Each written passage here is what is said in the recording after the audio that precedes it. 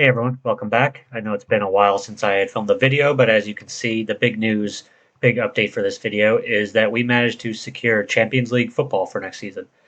A little bit of a surprise, and I kept planning to come back when we would, have a chance to clinch European football, and that was really what I was hoping for. And then even once it got clear that we might make it to Champions League, once we had a chance to clinch that, and just results kept falling our way, so that we kept clinching it earlier than normal. So I think now the task for us, obviously overachieving this year, is to basically not make the same mistakes that Schalke made in the past. When they qualified 2017-18, they basically went out and spent as if that was going to be their new level of football. I think spent about $68 million, even though they had a squad they finished second in the Bundesliga. Expected goals table had them fourth. It was a team that probably couldn't depend on having Champions League football and all that income coming every year, and just making those mistakes is part of what led them to the position they're in now. So when we look at our finances, we're for the first time into positive cash, even though some of the debt payments will take that away. Um, but with Champions League football coming, given a 22 million euro budget, I think to be smart, we're just going to try to stay well under that to have extra cash to go into paying off our debt. I don't think we really need to overhaul our squad, and I think we need to keep in mind that we might most likely not be long for the Champions League. If we look at our data hub here, if we look at attacking goals per game, well above our expected, defending much closer. We played pretty well overall. Uh, Team performance, if we look at the expected goals table here, down in eighth versus fourth. So by the advanced metrics, and we've talked in the past about some of the limitations here, but in general, we wouldn't have even qualified for Europe. So we clearly need to strengthen in some areas, but it's not like we're one big spend away from challenging Bayern and Dortmund. We just have to keep building consistently, find good value, and hope to make European football consistent. We do have one transfer already agreed to, and that is to bring in Martin Satriano, Uruguayan, playing for Juventus right now. Maybe not world class player, but I think he's at least a rotation option for us up front. We brought in Jordan Ayew near the end of the season just to give us a little bit of depth, but that was really someone who, unless he really outperformed our expectations, we never planned on bringing back. So we have someone, with 14 finishing, still not great pace. I'd like to find somebody with a little bit more pace up front to help us out there, but a good enough player to be the backup for us. Don't really plan on him being a starter, but given the extra games we're going to have to play, just want to have a more dependable backup striker.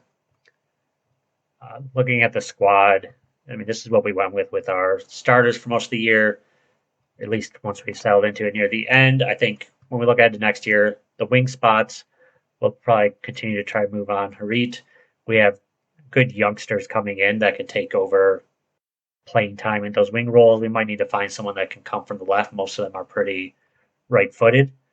We have that striker option. We also have Top coming from our youth teams, but a little bit more pace and somebody who played pretty well when we did bring him in for a few matches this year. So I think that could be an option for us as well. We made sure, just given the issues we had with the yellow cards and things like that early in the year, that we didn't trigger the clause on Baumgartlinger's contract. So for the defensive midfielder spot, we have Flick. We're going to need to bring in at least a rotation defensive midfielder.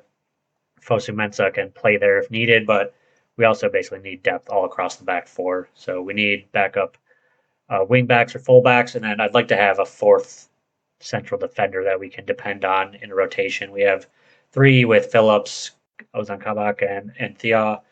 Our other one, Kaminsky, will probably be let go on a free transfer. And we need at least a backup keeper, someone who'd play in the cup games.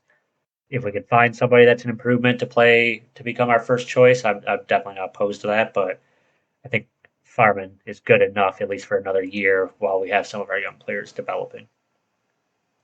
So that will be our plan. I think you can see it if we look at some of our team performance. So we talked about the attacking a little bit. When we look at our defensive actions we talked about in the past, we really performed well.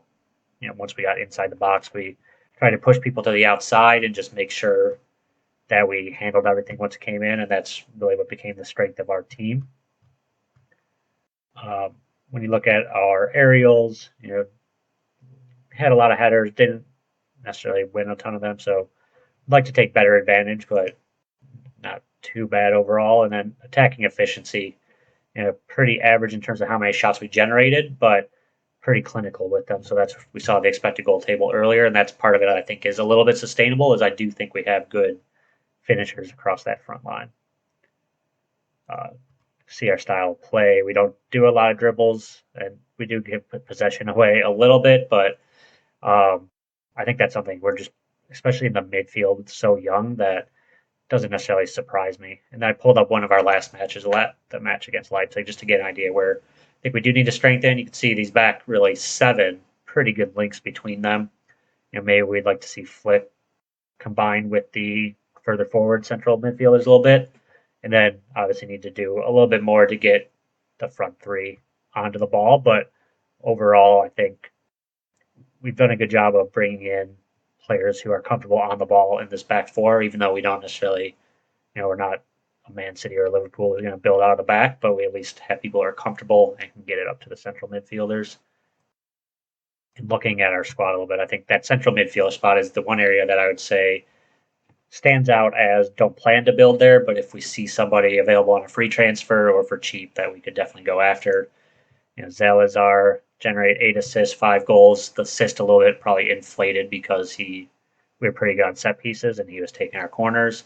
And Scott 8 assists, 3 goals. He was very up and down. He definitely showed promise, and he's only 20, but a little bit, like I said, up and down. Didn't get the consistent performances. And then Fajuli is, one good thing is he has a option to take over that defensive midfielder spot. Maybe not the same tackler, clearly, that we've typically had there, but he at least gives us a choice. Played in 7 games, 2 assists, so decent performance overall. 22. If we got an offer for him that was worth it, we could definitely resell him for quite a bit compared to what we bought him for. But I think right now our plan is to go into next season with those 3. Rotundo played the midfielder spot for us at times this year. He, 7 assists. I think some of that's inflated by his U19 performances, but he's definitely an option to play back there as well. Performed pretty well for us. So come back in a little while, but I think that's our plan. It's a really being smart about our transfers and trying to build depth. So come back near the start of the next season and see what we've been able to do. Thanks, everyone.